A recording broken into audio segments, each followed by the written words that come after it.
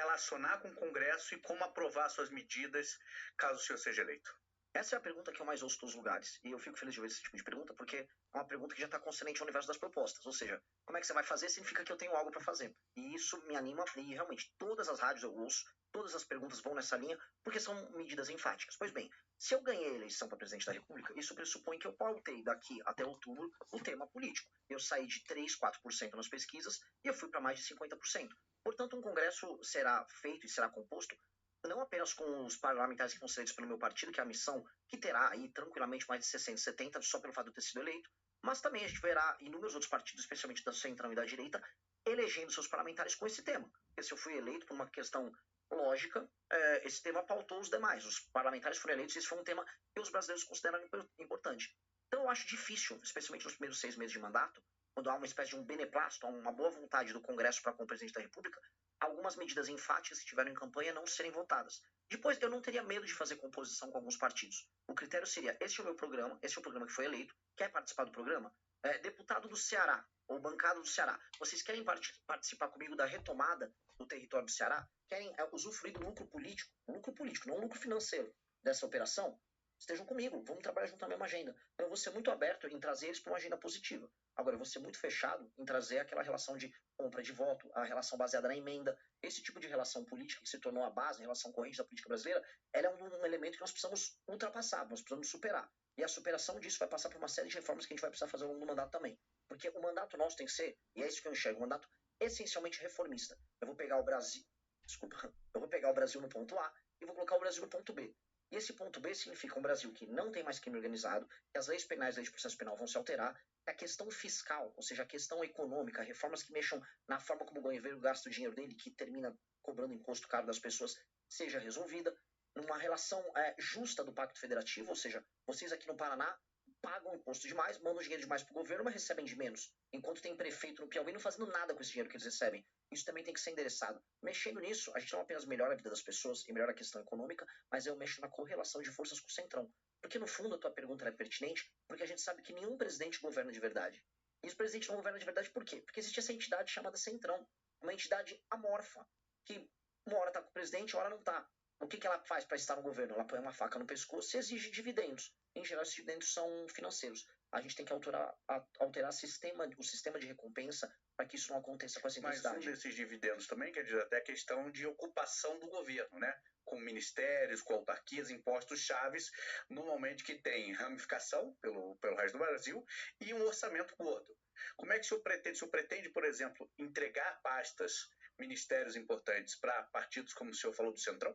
Se for para fazer ocupação e cooptação, especialmente para dar o nome aos bois, vamos pegar aqui a Codevasf, a Companhia de Desenvolvimento do Vale do São Francisco. Que é disputadíssima. Sim, porque, inclusive, o Rio São Francisco, ele corre, né? Minas, vai Pernambuco, Bahia. Porém, ele foi, vamos dizer, de maneira fictícia levado até o Amapá, o Rio, só para que o Alcolumbre, né, que é do União Brasil, possa usufruir dos benefícios dessa empresa pública. Isso não pode acontecer, isso não vai acontecer. E, em especial essas empresas públicas que têm atuação no Nordeste, onde há uma presença maior do Centrão e onde há um uso político muito mais intensivo. Isso não será entregue. Essas empresas públicas não podem ser entregues, porque hoje elas são, vamos dizer, um vetor central de corrupção. Eu volto a falar, não tenho problema nenhum em trazer figuras corretas e sérias de outros partidos para participar do nosso governo, porque esta é, infelizmente, a natureza do nosso modelo. Fazer um governo que tenha coalizão é normal em todas as democracias. Agora, fazer um governo baseado em cooptação, como eles estão acostumados, não. Eu não vou fazer baseado em cooptação. E eu creio que é possível fazer isso. Eu creio que é possível você obter dividendos políticos, ou seja, um lucro político, ou seja, através das vitórias políticas de um governo, e não obter dividendos financeiros, que é o que esses caras querem. E a gente tem que, aí, o cara quer obter dividendo financeiro, eu vou atuar junto com a Polícia Federal para todo mundo que estiver desviando emenda. Eu vou conversar com o Supremo Tribunal Federal, que tem inclusive investigações em curso, e nós vamos colaborar para que as emendas sejam investigadas. Porque não pode existir um governo que se baseia na compra e cooptação dos parlamentares. A gente está falando agora de emendas só das obrigatórias, mais de 60 bilhões nesse orçamento anual. E o senhor pretende mexer nesse vespeiro das emendas? Precisa. Como? Porque hoje o Congresso cooptou o orçamento do governo, né? Como é que o senhor pretende, qual que é a proposta que o senhor vai levar eleito para os congressistas com relação à emenda, que é uma moeda cara, custosa aos parlamentares? Se vocês me permitirem, eu puder estender um pouquinho mais nesse tema. Esse tema é muito importante. É um dos temas centrais para mim. Por que existe a emenda e por que ela funciona? A emenda é hoje a razão de ser de um deputado federal no Brasil. Os partidos políticos elegem deputados porque os deputados enviam para o partido político tempo de TV, fundo partidário e fundo eleitoral. Essa é a lógica. Portanto, o partido fica rico conquanto ele eleja esse número grande de deputados. E o que o deputado faz quando está lá? A maior parte. Ele manda emenda para sua base, para inúmeros prefeitos que tocam essas emendas. O que eu chamo de tocar emenda? Ele rouba um pedaço, ele desvia para comprar voto na próxima eleição, trabalha com a cooptação de base usando esse recurso. Esses prefeitos não entregam recursos para pessoas e não trabalham para melhorar a vida das pessoas, segurança, educação, saúde, saneamento básico, mas ele no fim do dia reelege aquele deputado. É um ciclo. Esse ciclo, que é o ciclo que faz com que o deputado dependa da emenda, esse ciclo precisa ser cortado. E o que nós vamos fazer que faz parte da nossa grande reforma administrativa? Nós vamos dar o poder dos prefeitos. E como? O fundo partidário e o fundo eleitoral serão determinados pelo desempenho objetivo dos prefeitos com indicadores. E quais são esses indicadores? Melhoria, por exemplo, na cobertura de saneamento básico. Um município que tem 10% de saneamento básico foi para 20%, ou seja, fez linha de esgoto, tal, começou a atender essa área, ele ganha um ponto. Melhorou o desempenho no SAEB do município, ele ganha mais 2 ou 3 pontos. Ele soma esses pontos, pondera pelo tamanho da cidade, aí o partido recebe o fundo partidário e o fundo eleitoral de maneira equilibrada, dada a proporção do município. E, se ele cumprir isso, também ele está autorizado a receber emendas. A emenda só vai para o prefeito que entrega. O prefeito que não entrega, não tem emenda. E o que acontece? Isso acaba com a necessidade e a energia que o deputado federal tem em mandar emenda para o lugar que não funciona para desviar esse dinheiro. Então, nós podemos muito bem transformar a emenda num sistema de incentivo a bons prefeitos. E aí eu empodero o prefeito, que é quem precisa ser empoderado, e eu tiro o poder do deputado nesse sentido. E aqui você tem uma tensão, essa tensão já existe. A frente dos prefeitos e a turma dos deputados vivem em conflito. E aí eu empodero o poder executivo, que é quem entrega as coisas para as pessoas nos municípios, e eu tiro esse jogo absurdo que tem na mão dos deputados federais, que é um problema. E hoje ainda mais um elemento. O STF está indo para cima das lideranças partidárias e estão usando a emenda do orçamento secreto para comprar voto, para fazer desvio, estão ficando multimilionários. Há uma tensão ali, e essa tensão faz com que as principais lideranças do Centrão hoje estejam com muito medo. Eu vou pegar um governo que esses caras vão estar com medo. Então aí é o momento da gente negociar. É o momento de baixa deles. Eu já ia perguntar 2 questões sobre isso para entrar na conversa. Primeiro, como é que vai combinar com os russos? Como é que vai combinar aí para não ter, né, digamos assim, uma devolutiva? A gente já viu como é que fica a questão de um governo que não tem viabilidade dentro do Congresso para gerir. E segundo, toda a emenda parlamentar é ruim? Nem toda emenda parlamentar é ruim. A emenda que é obrigatória e que ela é cumprida de maneira transparente, ela pode entregar um papel. Agora, a emenda do orçamento secreto, ela é ruim. A emenda do orçamento secreto, assim, nada que precisa necessariamente ser secreto vai ser bom. Tanto que as entregas do orçamento secreto são sempre meio secretas também, o cara nunca divulga exatamente. E aí você vai procurar, você encontra empresas de familiares de parlamentares, empresas de familiares dos prefeitos, empresas fantasmas de toda sorte. Mas não há um risco, por exemplo, dessa questão da governabilidade, o Congresso dar uma resposta em relação a isso, porque até agora não demonstraram interesse nenhum, tanto na transparência quanto na questão de abrir mão dessas emendas. Ao contrário, só aumentam. Mas aí você vai precisar de um presidente da República que não tenha rabo preso com ninguém, que tenha força e capital político, e que vai gastar o seu capital político fazendo essa medida, que é uma medida não de governo, é uma medida de Estado. Essa é uma medida que altera o Brasil.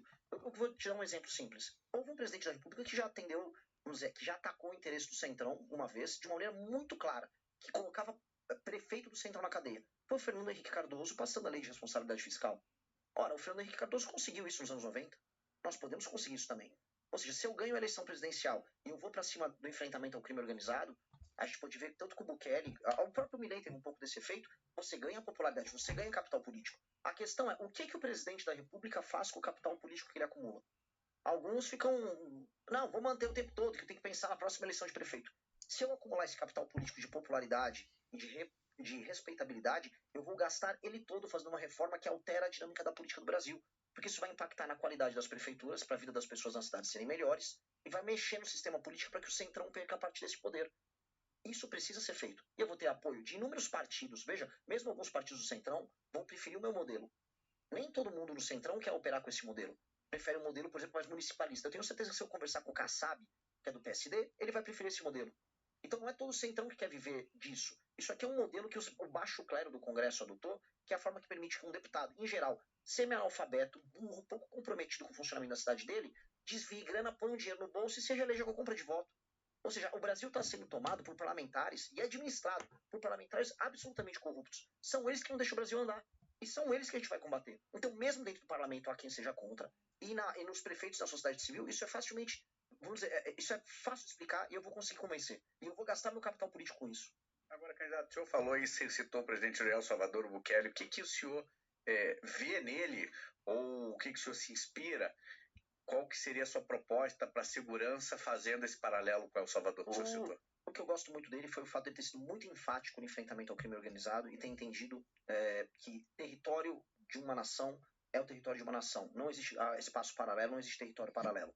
O Bukele, ele fez isso, ele pegou uma das nações que eram mais inseguras das Américas e transformou naquela que é hoje, em termos estatísticos, falando de homicídio, a nação mais segura das Américas. Mas há também denúncias de abusos lá, né? Bom, antes havia muito mais denúncias de abuso, principalmente porque as pessoas morriam em um número muito maior. Agora, o Estado fez isso com a aprovação das pessoas e com a aprovação do Congresso. Erros e falhas, um eventual erro policial sempre haverá. A polícia não é perfeita, assim como políticos não são perfeitos e seres humanos não são perfeitos. Seria um efeito colateral? A questão é se você já vive o efeito colateral, que é viver na mão do crime. Se isso diminuiu e as pessoas perceberam que diminuiu, há uma vantagem objetiva. A gente tem que ser utilitarista aqui, a gente não vive no mundo perfeito. Mas na prática o senhor faria o quê? Na prática, saber, qual é a proposta? Eu citei para você já no começo da entrevista. Sim. Para a destruição do crime organizado, eu vou colocar o Brasil, as regiões tomadas pelo crime organizado, isso inclui desde portos, áreas de fronteira, a longo prazo. favelas. A longo prazo, já no curto prazo também. A gente tem que passar alterações nas leis penais, aumentando as penas, de maneira muito objetiva. E nas leis de execução penal, a gente tem que acabar com artifícios como a progressão, a saidinha, para que a pessoa cumpra a pena dela. Porque o que a gente precisa fazer é alterar o sistema de incentivos que nós temos para que o bandido continue cometendo crime. O que está demonstrado? É quase aquele princípio Pareto. Poucos bandidos cometem a maior parte dos crimes. Eles são sempre reincidentes.